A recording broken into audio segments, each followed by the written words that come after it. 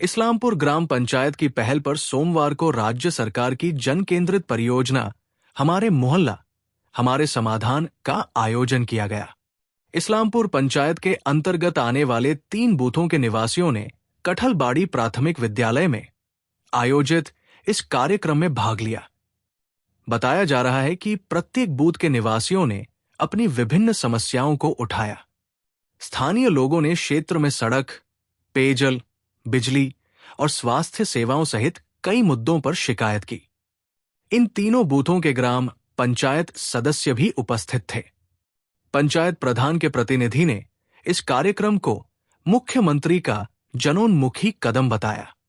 उन्होंने कहा, मुख्यमंत्री ममता बनर्जी के निर्देश पर शुरू की गई इस परियोजना में आम लोगों को उनकी समस्याओं का सीधा समाधान मिल रहा है। ये वास्तव में एक सराहनीय पहल है।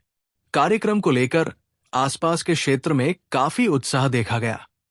स्थानीय निवासियों के अनुसार इस तरह की पहल से प्रशासन और आम लोगों के बीच की दूरी काफी हद तक कम हो रही है। आज के माने অনেকগুলো কর্মসূচি আছে, মানে আমাদের দুয়ারে সরকারে যতগুলো কর্মসূচি ছিল 34টা কর্মসূচি, তার পাশাপাশি আরও নতুন সংযোজন হয়েছে। এখানে আমাদের পাড়া আমাদের সমাধান, এটা আমাদের মুখ্যমন্ত্রীর একটা ঐতিহাসিক উদ্যোগ, যে গণতন্ত্রকে ইম্পর্টেন্স দেওয়া একটা সরকারের ভীষণ মানে দায়িত্বের মধ্যে পড়ে, যেটা একমাত্র আমাদের পশ্চিমবঙ্গের মাননীয় মুখ্যমন্ত্রী যেটা করছেন, সরাসরি জনগণকে শুধু সুযোগ পাইয়ে দিচ্ছেন না, সরাসরি জনগণকে আজকে সেই ক্ষমতা প্রদান করছেন যে আপনাদের পাড়ায় কি করা দরকার সেটা আপনারা করে চয়ন করে ওটাকে লিস্টেড করুন। এখানে একটা লিস্ট দেওয়া হয়েছে, এই যে দেখুন, আজকে আমাদের এখানে বুথ লেখা হবে, বুথ নেম, ভেন্যু আর ডেট। তো আজকে এখানে স্কিমগুলো ওরা নিজেই লিখবে, এখন আসা শুরু করে দিয়েছে। এখানে ছোট ছোট কাজগুলি, যদি কোথাও একটা ব্রিজের রিপেয়ারিং হয়, একটা স্কুলের ছাদের রিপেয়ারিং, কোথাও আইসিডিএস সেন্টারে রং করা থেকে শুরু করে এদিকে একটা টিউবওয়েল ইনস্টল করা, বা কোনো জায়গায় ইলেকট্রিক পোস্ট ভেঙে গেছে সেটাকে রিপেয়ার করা, সমস্ত কিছু এখানে হবে। কতটা মানুষ সুবিধা পাবে এখানে? মানুষ মানে এর আগে আপনারা মানুষের কাছে ফিডব্যাক নিলে আপনারা বুঝতে পারবেন যে ওরা আজকে কতটা আনন্দিত। যে আজকে এতদিন কী হতো, যে একটা পঞ্চায়েতের প্রধান বা পঞ্চায়েতের যারা নির্বাচিত জনপ্রতিনিধি, তারাই ওই বডি মেম্বারকে নিয়ে সিলেকশন করতো যে আমাদের এত মিটার একটা রাস্তার দরকার আছে, একটা ব্রিজ বা কালভার্টের দরকার আছে। কিন্তু আজকে সেই ক্ষমতাটা চলে গেছে জনগণের কাছে।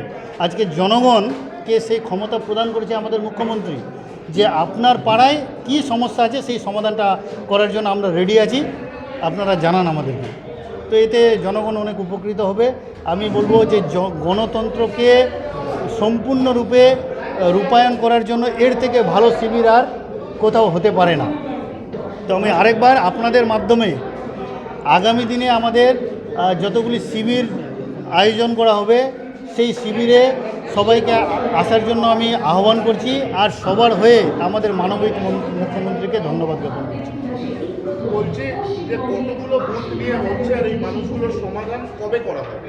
আচ্ছা, আমাদের এখানে মানে সরকারি যেটা নির্দেশ রয়েছে, সেই নির্দেশ অনুসারে আমাদের প্রত্যেকটা পঞ্চায়েতের 3টি বুথকে নিয়ে একটা করে শিবিরের আয়োজন করা হয়েছে। ইতিমধ্যে আমরা গত 2 তারিখে বলঞ্চা এফপি স্কুলে 3টা বুথকে নিয়ে আমরা একটা শিবির করেছি। সেখানে প্রচুর সমাগম ঘটেছিল এবং জনগণ অনেক কাজের আমাদেরকে লিস্ট প্রদান করেছে, আর তারা অনেক খুশি। আর আজকে ইসলামপুর গ্রাম পঞ্চায়েতের বুথ নং 106, 107 এবং 108 3টি বুথকে নিয়ে একটি শিবিরের আয়োজন করা হয়েছে।